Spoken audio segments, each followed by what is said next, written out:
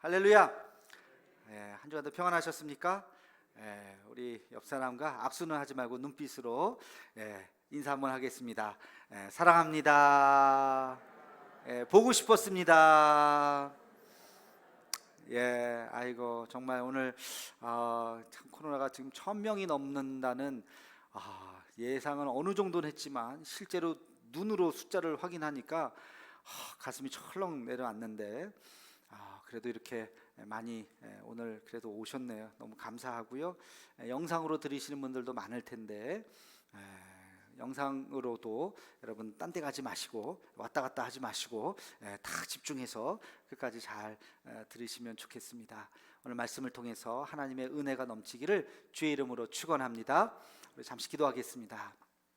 거룩하신 주님, 주의 전에 나왔습니다. 하나님, 예배가 우리의 삶인 것을, 예배가 우리의 전부인 것을 잊지 않게 도와주시고 예배드리고 그 말씀 가운데 다시 새 힘을 얻고 한 주간도 승리하는 우리의 삶이 되게 하여 주옵소서. 예배당에 있든지 가정에 있든지 어느 곳에 있든지 말씀 앞에 집중하게 도와주시고 이 시간 성령께서 우리에게 들을 길을 주시고 결단하는 마음을 주셔서 하나님 예배를 통해서 우리가 새 힘을 얻는 이 시간이 되게 하여 주시옵소서. 예수님의 이름으로 기도하옵나이다. 아멘.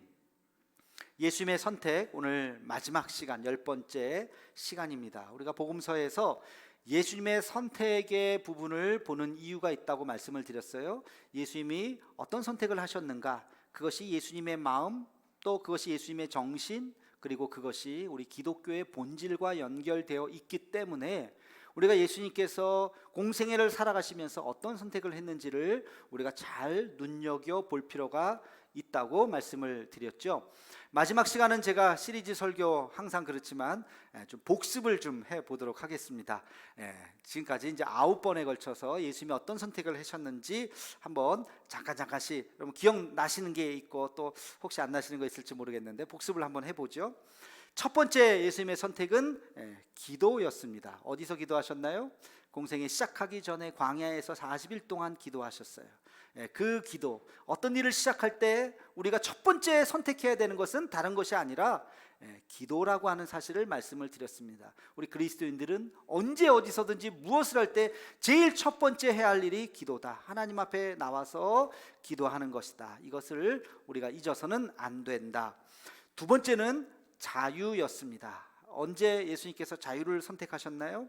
예수님의 첫 번째 부임 설교, 회당에서 하셨던 첫 번째 설교의 본문 말씀이 이사야서 말씀이었죠. 포로된 자에게 자유를, 눈먼 자에게 다시 보게 함을, 눌린 자에게 자유를 주는 것이 예수님의 사명이라고 그의 사명 선언문을 선포하셨던 대로 예수님께서는 살아가셨죠. 그 사명이 우리의 사명이 되어야 하고 우리도 크리스찬으로서 이 세상 살아가는데 이 자유를 선포하고 또 나 자신이 죄로부터 자유함을 얻고 그렇게 살아갈 수 있는 우리가 되어야 한다고 말씀을 드렸습니다. 세 번째는 동행이었습니다. 예수님께서 혼자 공생애를 살아가셨어도 있었을 텐데 혼자 하지 않고 12명의 제자들을 선택하셨어요. 나에게 어떤 덕 보려고 한 것이 아니라 그 제자들과 함께 같이 공동체를 이루면서 살아가는 것이 우리 신앙의 본질이기 때문에, 그래서 우리는 교회라고 하는 공동체를 이루어서 다소 힘들 수도 있어요, 다소 상처받을 수도 있어요, 다소 불편할 수도 있어요. 그럼에도 불구하고 우리 신앙생활은 혼자 하는 것이 아니라 우리가 함께 같이 모여서 함께 믿음의 공동체를 이루어가는 것이 교회의, 기독교의 본질이다 하는 것을 말씀을 드렸습니다.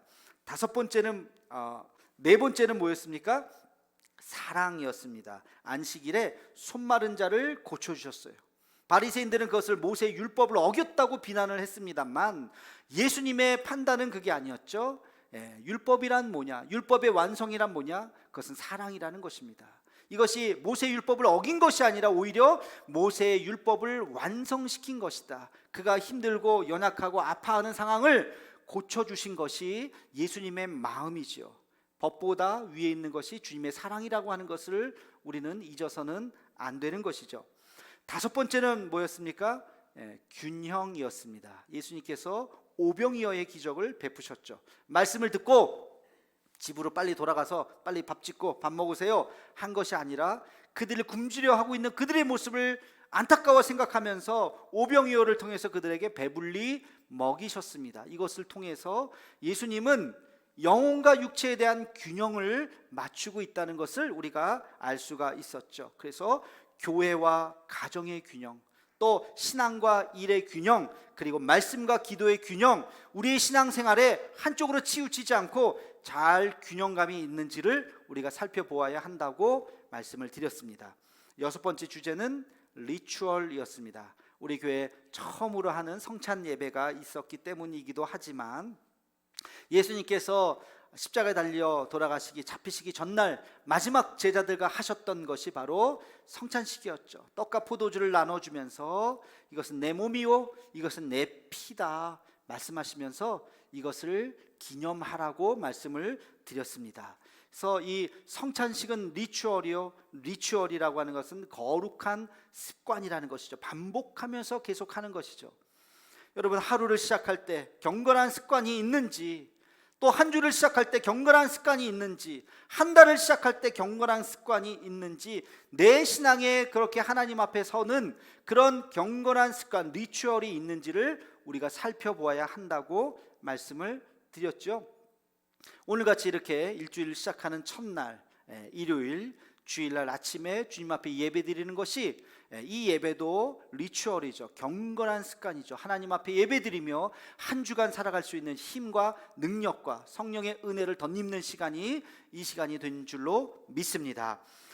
일곱 번째는 위로였습니다. 어떤 사건이 일어났나요? 예수님께서 삭개오를 만나셔서 내가 오늘 너의 집에 유하여야 하겠다 하고 삭개오를 받아주시는 장면이 나오죠. 사람들은 삭개오를 비난했어요. 손가락질했어요. 저 죄인과 함께 하면 안 된다고 이야기했어요. 그러나 예수님의 선택은 그것이 아니라 그를 품어주셨고 그 집에서 하룻밤을 머무시면서 상처난 그의 마음을 보듬어 주셨습니다. 이게 예수님의 선택이에요. 우리도 위로하며 살아야 하는 것이 우리의 사명이라는 것을 잊어서는 안 된다고 말씀을 드렸죠. 소외받는 사람, 그가 죄인이라 할지라도 우리가 그들의 마음을 주님의 사랑으로 녹일 수 있는, 우리도 상처받지만 상처받은 치유자가 되어서 누군가의 마음을 우리가 덮어줄 수 있는, 그것이 우리 기독교의 본질이다 하는 것을 말씀을 드렸습니다. 자, 여덟 번째는 겸손에 대해서 말씀을 드렸어요. 예수님께서 예루살렘에 입성하실 때 무엇을 타고 가셨어요? 나귀를 타고 가셨어요. 백마를 타고 가시지 않고 꽃가마를 타고 가지 않으시고, 그리고 아주 초라한 나귀를 타고 들어가셨습니다. 이것은 겸손의 상징이죠. 겸손이라고 하는 것은 해도 되고 안 해도 되는 것이 아니라 모든 그리스도인이라면, 주님의 자녀라면, 주님의 제자라면 당연히 우리는 머리를 숙이고 하나님 앞에, 사람들 앞에 겸손하게 살아야 한다는 것입니다. 겸손은 나를 낮추는 것이요 상대방을 높이는 거라고 말씀을 드렸어요. 늘 우리가 겸손한 모습으로 살아가고 교만해서는 안 된다는 것을 잊어서는 안 될 것입니다. 자, 아홉 번째, 지난 시간이죠. 공의에 대해서 말씀을 나눴습니다. 예루살렘 성전에 들어가셔서 그 성전 앞에 매매하는 수많은 사람들의 그 상을 뒤집어 엎으신 예수님의 그 모습을 보면서 인간의 탐욕과 욕심으로 가득한 그 모습을 예수님께서 뒤집어 엎으시면서 공의를 이루고자 하셨던 그 모습, 여러분, 공의는 뭐라 그랬어요? 체데크, 기울어진 것을 바로 세우는 것, 부족한 것을 가득 채우는 것이 공의라 그랬어요. 또 공의는 미시파트라 그랬죠. 무너졌던 것을 다시 원상복귀, 회복하는 것을 미시파트라고 했습니다. 이것이 우리의 삶에, 내 자신, 우리 가정, 여러분의 믿음의 공동체, 직장, 우리 사회, 나라, 민족, 전 세계에 무너지고 소외받고 그리고 기울어진 모습들을 다시 세우는 일에 우리 그리스도인들이 앞장서야 한다는 것을 성경은 우리에게 이야기해 주고 있습니다. 자, 이제 기억나시나요? 혹시 저거는 내가 못 들어봤는데 하시는 분들은 유튜브에 들어오셔서 영상 그대로 있으니까 다시 좀 복습을 좀 하시고, 이 9가지, 오늘 말씀드릴 것까지 해서 10가지가 이게 기독교의 본질이구나 하는 것을 여러분 잘 새기면서 우리 신앙생활에 아주 중요한 지표로 여러분 삼으시기를 주님의 이름으로 축원합니다. 자, 마지막 오늘 10번째는 바로 희생입니다. 희생. 오늘 본문 말씀을 보니까 예수님이 어디가 계셔요? 겟세마네 언덕에 계십니다. 거기서 간절히 기도하십니다. 예수님의 마지막 선택의 순간에 쓴 거예요. 그 선택이 뭐예요? 내가 십자가를 질 것인가? 지지 않을 것인가? 예수님 십자가를 거부하실 수도 있었어요. 도망가실 수도 있었어요. 도저히 안 되겠다, 이거는 아니에요 하고 하나님하고 타협하실 수도 있었어요. 십자가 말고 다른 걸로 합시다 하고, 그 앞에서 절규하면서 예수님께서 오늘 본문에 보니까 땀방울이 핏방울이 되도록 그 표현을, 이게 단순한 문학적인 표현이 아니고요, 이게 진짜라는 거예요. 진짜 모세혈관이 다 터지는 거예요. 여러분 신경 막 쓰면 막 머리털 빠진다 그러잖아요. 정말로 내 몸에 그 어마어마한 그 충격이 마음의 충격이지만 이게 육신으로 막 표현이 되는 거예요. 그 정도의 심신의 고통을 느끼셨던 것입니다. 자, 우리 함께 그 대목을 같이 한번 읽어보겠습니다. 42절 말씀 함께 같이 보겠습니다. 시작. 이르시되 아버지여, 만일 아버지의 뜻이거든 이 잔을 내게서 옮기시옵소서. 그러나 내 원대로 마시옵고 아버지의 원대로 되기를 원하나이다 하시니. 아멘. 아버지의 원이 있고 내 원이 있는 거예요. 그러나 내 원대로 하지 마시고 아버지의 원대로 되기를 원합니다. 아버지의 원은 뭐예요? 하나님의 뜻은 뭐예요? 십자가를 지는 거예요. 내 원은 뭐예요? 십자가를 안 지는 거예요. 달라요. 지금 나는 이거 한 번만 다시 한번 생각해 보면 안 되겠습니까? 예수님도 이런 인간적인 기도를 하셨어요. 내 원이 있지만 그러나 내 원대로가 아니라 아버지의 원대로 되기를 원합니다. 마지막 그 기도의 결론은 뭐예요? 십자가를 지기로 결심하신 것이죠. 바로 이 결심, 바로 이 선택, 이것이 기독교를 기독교 되게 하는 가장 위대한 가치를 말해주고 있습니다. 이 마지막 10번째 제가 말씀드리고자 하는 이 기독교의 가장 중요한 가치가 바로 희생이에요. 희생. 예수님께서 자기 몸을 던지시기로 결심하신 거예요. 기독교는 희생의 종교라고 말해도 과언이 아닙니다. 우리가 예수님을 믿는 것, 그 십자가를 따르는 것이 뭐냐? 궁극적으로 우리는 희생의 종교를 따라가는 것입니다. 우리가 흔히 일반적으로 이야기하면서 희생양이라는 표현을 쓰죠. 어떤 사람이 야, 저 사람이 희생양이야. 야, 누가 희생양이야? 아유, 저 사람이 희생양이야. 아이고, 안 됐네. 그런 표현을 씁니다. 이 희생양이라고 하는 표현은 구약의 전통에서, 문화에서부터 나온 이야기죠. 죄를 지었으면 하나님 앞에 가면 죄에 대한 대가를 받아야 돼요. 죄에 대한 대가가 뭐예요? 죄의 삭은 사망이, 죽어야 돼요. 죽으면 안 되니까 내가 죄인인데 내가 죄의 대가를 치러야 되는데 내가 죽을 수는 없으니까 나 대신 죽을 사람이 필요한 거예요. 그게 사람이 아니라 그게 짐승인 거예요. 그게 양이에요. 그래서 내 죄가, 하나님 내 잘못했는데요, 나를 죽이지 마시고 양을 죽여주세요. 그래서 그 양이 뭔 죄예요? 근데 양이 대신 죽는 거예요. 그래서 그게 희생양이에요. 희생양. 우리 인간에게 있었던 모든 죄가 있어요. 하나님이 견딜 수 없는 죄와 함께 할 수는 없기 때문에, 그래서 우리를 다 그냥 절단 내야 되는데 물로 한번 심판하셨고, 그래서 더 이상 하실 수가 없기 때문에 인간에게 있었던 모든 죄를 싹 모아서 이 죄를 딱 뽑아버려야 되는데, 이 죄를 어떻게 대가를 치러야 이게 없어지니까 그 대가를 바로 하나님의 아들이신 예수 그리스도가 이 땅에 내려오셔서 십자가에 달리심으로 인간의 모든 죄를 다 품에 안으시고 죽으셨어요. 그래서 세례 요한이 예수님을 보고 뭐라고 얘기합니까? 보라, 세상 죄를 짊어지고 가는 하나님의 어린 양이로다. 공생애를 시작하면서 세례 요한이 예수님을 보면서 느꼈던 그 영적인 통찰이 하나님의 어린 양이다. 희생 양이 되셔서 예수님이 죽으셨던 것입니다. 여러분, 이게 희생의 가치. 예수님의 삶은 궁극적으로 십자가를 지시기 위해서, 희생하시기 위해서 이 땅에 오신 것이요, 그리고 예수님을 따르는 우리도 우리의 삶의 궁극적인 목적은 나 하나 잘 먹고 잘 살기 위해서가 아니라, 나 그냥 여러분들 부자 되기 위해서 교회 나오시는 게 아니에요. 성공하기 위해서 예수 믿는 것이 아니라고요. 궁극적으로 우리는 우리의 삶을 하나님 앞에 드리기 위해서 나오는 것입니다. 그 희생의 가치를 우리는 깨달아야 하는 것입니다. 제가 예전에 한번 섬김의 단계에 대해서 말씀을 드렸어요. 다시 한번 말씀을 드리겠습니다. 여러분 잘 기억하시기 바랍니다. 섬김, 우리가 흔히 교회는 섬겨야 돼 이런 말 많이 하죠. 개인적으로도 그렇고 우리 교회도 그렇습니다. 우리가 이웃 섬김을 잘 실천을 해야 돼요. 섬김의 단계가 있어요. 첫 번째 단계는, 가장 낮은 수준의 섬김의 단계는 나눔이에요. 나눔이라고 하는 것은 내가 갖고 있는 거, 2개 갖고 있는 거 하나 주는 거예요. 이것도 물론 쉽지는 않아요. 내 거 이거 아까워서 못 주는 사람들이 있어요.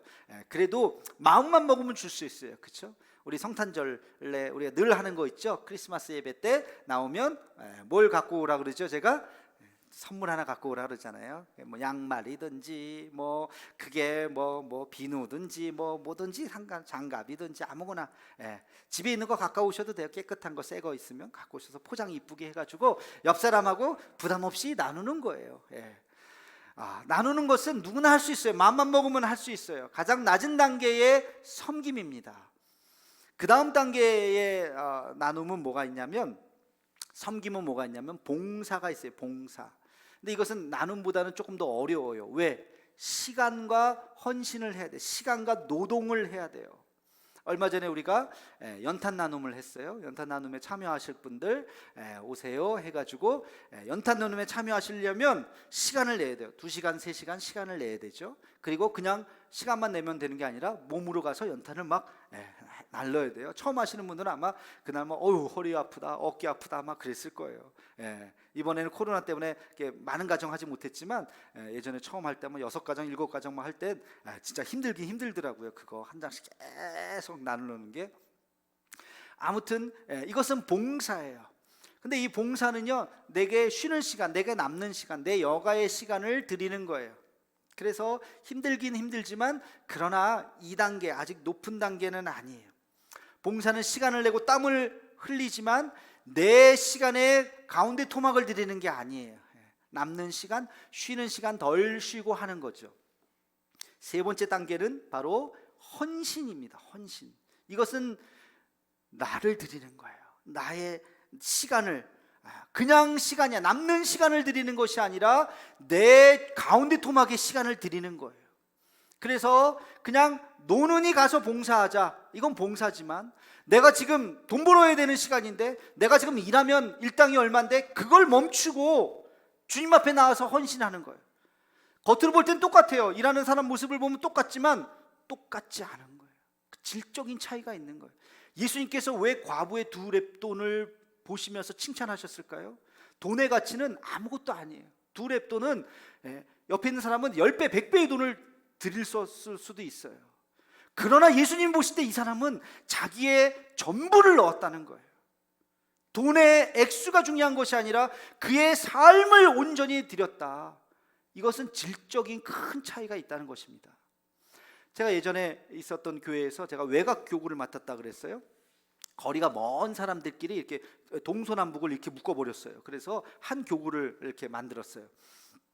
어느 날 제가 예배 때 안내를 이렇게 쓰는데 9시 예배였을 거예요.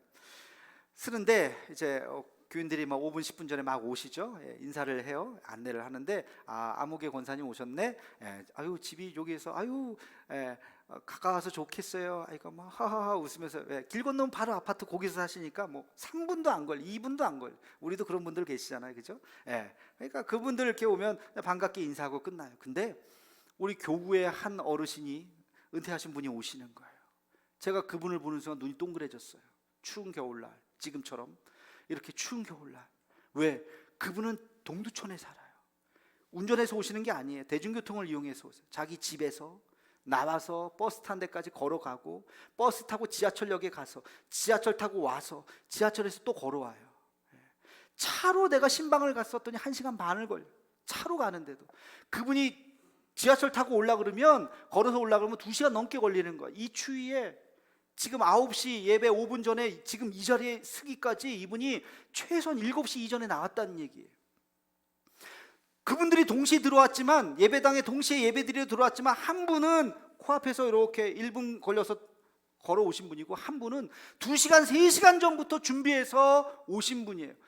제가 그분을 보니까 보는 순간 제 마음이 얼마나 감동이 되던지, 제가 뭐라 그랬냐면, 아이고 왜 오셨어요? 이 추위에 오지 말지. 집 앞에서 예배 드리시지 뭘 여기까지 오세요. 제가 오히려 그랬어요.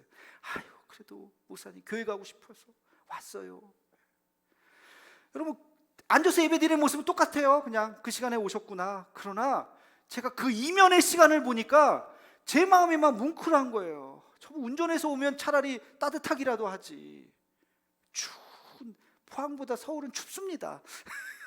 추운 날 그렇게 오시는 그 모습을 보니까 질적으로 다른 거예요. 그 예배에 대한 의미가. 그래서 저희 교구는 동서남북에 모이면, 주일마다 이렇게 모이면 막 서로 어떻게 이렇게 수원에서 왔어요? 어떻게 화성에서 왔어요? 어떻게 또 영종도에서 왔어요?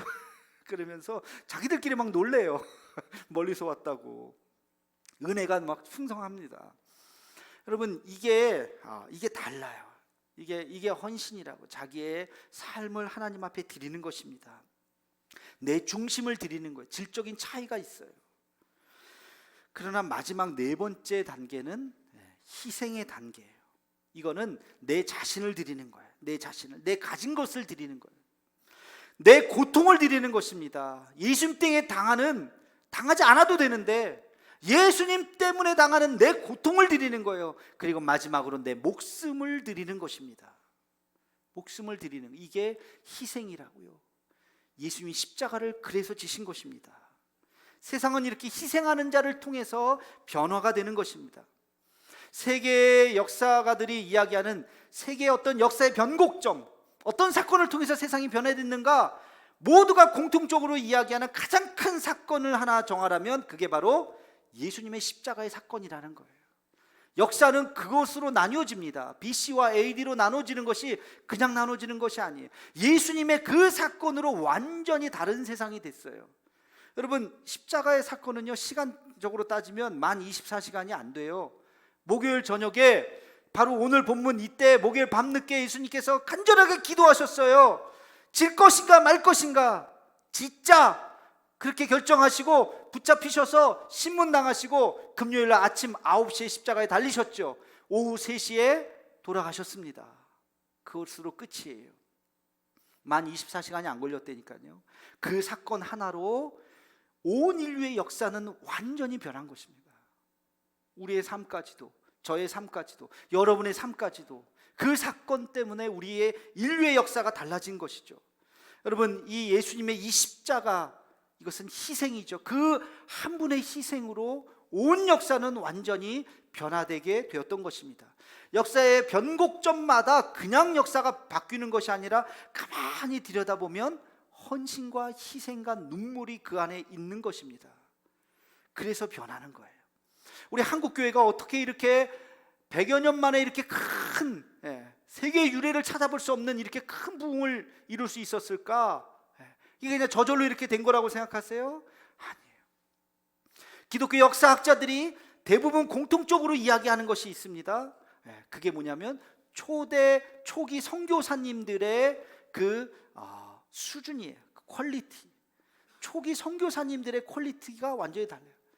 제가 한국교회사를 이야기하면서 사실 더 많은 책을 보고 더 많은 이야기를 하고 싶었지만 시간이 없어서 다 얘기하지 못한 몇 가지의 사건들, 대목들이 있어요. 제가 잠깐 좀 말씀을 드리려고 그래요. 초기 선교사님들이 다 그분들이 자기네 나라에서 대단하신 분들이었습니다.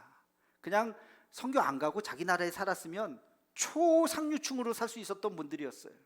그러나 그것을 버리고, 여러분 지구본 보시면 미국하고 우리나라하고 지구 딱 정반대입니다. 정반대에 비행기 타고 오는 것도 아니에요. 뭐 퍼스트 클래스에서 이러고 오는 게 아니에요. 정말 배 타고 와가지고 여기서 그들의 남은 삶을 헌신했었던 이 분들이, 그래서 그들은 이제 역사학자들이 이야기해요. 한국의 이렇게 큰 부흥의 그 밑에 뿌리에는 선교사님들의 헌신과 선교사님들의 수준이 굉장히 높았다는 것입니다. 그래서 한국 교회가 이렇게 빠르게 자리 잡을 수 있었고, 거기에서 양육된 우리 민족의 지도자들, 목회자들이 잘 양육이 되었다고 이야기합니다. 여러분, 몇 분의 선교사님들의 이름을 기억했으면 좋겠어요. 그 중에 첫 번째 사람은 아펜젤러입니다. 여러분, 아펜젤러 하면 아실 거예요. 언더우드 아펜젤러, 항상 세트로 이야기해요. 그도 그럴 것이 1885년에 아펜젤러 선교사님과 언더우드 선교사님이 같이 인천 제물포항에 같은 배를 타고 오셔서 같이 내리셨어요. 누가 먼저 땅을 밟았느냐 이거에 따라서 뭐 논쟁이 있습니다. 언더우드가 먼저 내렸다, 아펜젤러가 먼저 내렸다. 아펜젤러가 한 살 많아가지고 언더우드가 아마 양보했다는 그런 썰이 있는데, 형님 먼저 내리십시오 하고, 뭐 그거 모르겠는데 아무튼 같은 배를 타고 왔어요. 1885년 부활절 새벽에. 그런데 언더우드는요 31년 동안 여기서 우리나라에서 사역을 하셨습니다. 많은 일들을 하셨어요. 또 장로교회 효시기 때문에 우리가 또 언더우드 이야기는 많이 듣습니다. 아펜젤러는 감리교 분이셨어요. 그리고 그 31년의 절반 정도밖에 되지 않은 17년 동안만 활동을 하셨어요. 왜? 본국으로 돌아가셨는가? 아니요. 이런 사연이 있습니다. 1885년에 똑같이 오셔서 사역을 하시다가 17년 정도가 지난 1902년 6월 11일 날 목포에서 성서 번역자 회의가 있었습니다. 언더우드도 그랬지만 아펜젤러도 성경 번역하는 위원이었기 때문에 그 당시에 우리나라 한글 성경이 없었거든요. 1902년에 한글 성경으로 번역해야 된다는 사명으로 선교사님들이 모여서 이제 그 회의를 계속하고 있었던 거예요. 목포에서 회의가 있었어요. 인천에서 배를 타고 이제 목포로 내려갑니다. 중간쯤 군산쯤에 왔을 때 안개가 짙게 깔렸어요. 배가 더 이상 갈 수가 없는 상황이었어요. 가다가 그만 배가 부딪혔습니다. 그 충격으로 그때 10대 소년, 이화학당에 다녔던 10대 소녀 둘이 배에서 떨어졌어요. 그래서 살려달라고 허우적거리고 있을 때 44살의 이 아펜젤러 선교사님이 둘도 돌아보지도 않고 뛰어내려서 그들을 구하려고 내렸다가 그만 돌아가셨어요. 할 일도 굉장히 많은데, 서양 선교사가 젊은 어린 여학생들을 구하려고 떨어져서 그 아이들을 구하다가 돌아가신 그 소문이 나면서 그 고귀한 희생이 물결처럼 일어나기 시작했던 것입니다. 언더우드 선교사님이 세문안교회를 세웠듯이 아펜젤러 선교사님은 정동감리교회라고 하는 거 지금도 있습니다. 그 교회를 세우셨어요. 언더우드 선교사님이 연희전문학교, 지금 연세대 있죠, 그것을 세운 것처럼 아펜젤러 선교사님은 배제학교를 세우셨습니다. 배제학교를 통해서 민족의 지도자들이 굉장히 많은 분들이 거기서 나오게 됩니다. 그리고 이 아펜젤러 선교사님의 아들이었던 헨리는 배제학당의 제4대 교장으로 아버지의 뒤를 이어서 그 일을 이어받습니다. 그의 딸이었던 앨리스는 이화학당의 교장으로 아버지의 그 신앙의 유산을 물려받고 이 땅에서 헌신했던 가문으로 남아 있습니다. 그분의 삶 우리가 잊어서는 안 될 것입니다. 또 한 분이 있어요. 로제타 홀 선교사님. 이 조선에 여자 의사가 필요하다는 이야기를 듣고 의사였던 이 로제타 홀은 의사의 사명을 받자마자 이 조선 땅으로 옵니다. 처녀의 몸으로. 여기서 같은 의사였던 헌신적인 남자를 만나요. 그게 바로 윌리엄이죠. 윌리엄 홀을 만나서 한국에서 두 분은 결혼을 하게 됩니다. 근데 이 윌리엄 홀은 얼마나 열정적인 사람이었는지 자기 몸을 돌보지 않고 열심히 우리의 아픈 사람들을 돌봐줬어요. 그때 당시 청일전쟁 이후에 콜레라가 전국을 휩쓸렸을 때 그것을 치료하다가 이분이 병에 걸립니다. 여러 가지 병에 같이 걸리면서 만 3년이 되지 전에 2년 반 정도 지나고 그 남편이 먼저 돌아가시게 돼요. 윌리엄이. 그리고 그때 당시에 이 로제타 홀은 둘째를 임신하고 있었어요. 큰아들을 낳고 그리고 둘째를 임신하고 있었고 남편이 죽고 장례를 치르고 몸이 좋지 않아서 다시 미국의 본국으로 잠깐 들어갔다가 둘째를 낳고 한국을 못 잊어서 다시 두 아이를 데리고 옵니다. 그 어린 둘째 아이가 여기서 풍토병에 걸려서 그 아기가 죽습니다. 그리고 큰 아들 하나를 호론달신으로 키우면서 한평생 85세가 되기까지 한평생 이분은 삶을 헌신합니다. 이 로제타 선교사는 뭘 했느냐? 고려대학교 의과대학의 전신인 경성여자의학전문학교를 만들어요. 그리고 여기에서 최초의 여자 의학 박사가 탄생합니다. 박에스더 박사라고. 이분이 바로 이 고대의학대학의 전신인 경성여자전문학교 출신이에요. 그리고 이 로제타는 자기의 남편을 기리면서 평양의 근대식 최초의 병원, 지금과 같은 그런 근대식 최초의 병원을 세웁니다. 그게 바로 기홀병원이에요. 호를 기념하는, 자기 남편 호를 기념하는 병원입니다. 그리고 이분이 최초의 맹아 농아 학교를 만듭니다. 그 당시에 우리 맹아들, 농아들 다 아주 그냥 천대하던 시대 아니었겠습니까? 그때 그들을 품고 그들을 위한 학교를 만들어 줍니다. 한글용 점자책을 처음으로 만든 분이 바로 이 로제타예요. 그리고 어린이 병동을 만듭니다. 최초에. 왜 어린이 병동을 만들었을까? 자기 딸이 죽었잖아요. 자기 딸이 어린 나이에, 갓난아이에 그 딸이 죽는 모습을 보면서 어린이를 위한 병원을 만들어야 되겠다는 마음으로 만듭니다. 그리고 하나 있었던 그 아들 셔우드 홀은 캐나다에 가서 의과 공부를 하고 의사가 돼서 다시 조선 땅으로 옵니다. 아버지의 순교의 피가 뿌려진 이 땅에 다시 어머니와 함께 같이 옵니다. 그리고 해주에 결핵 요양소를 설립합니다. 여러분, 결핵 굉장히 지금 코로나 같이 예전에 굉장히 큰 어려움이 있는 병이었잖아요. 그리고 여러분 잘 알다시피 크리스마스 씨를 대한민국 조선이었겠죠, 최초로 만듭니다. 씰에 대한 추억이 저도 있어요. 그죠? 어렸을 때 크리스마스 때면 맨날 엽서에다가 씰을 하나씩 다 붙여야 된다 그래가지고 그 씰 운동을 만든 사람이 그의 아들 셔우드 홀이에요. 양화지에 있는 그녀 로제타 홀의 묘비에는 이 성경 구절이 쓰여 있다고 합니다. 우리가 살아도 주를 위하여 살고 죽어도 주를 위하여 죽나니 그러므로 사나 죽으나 우리가 주의 것이로다. 로마서 14장 8절 말씀.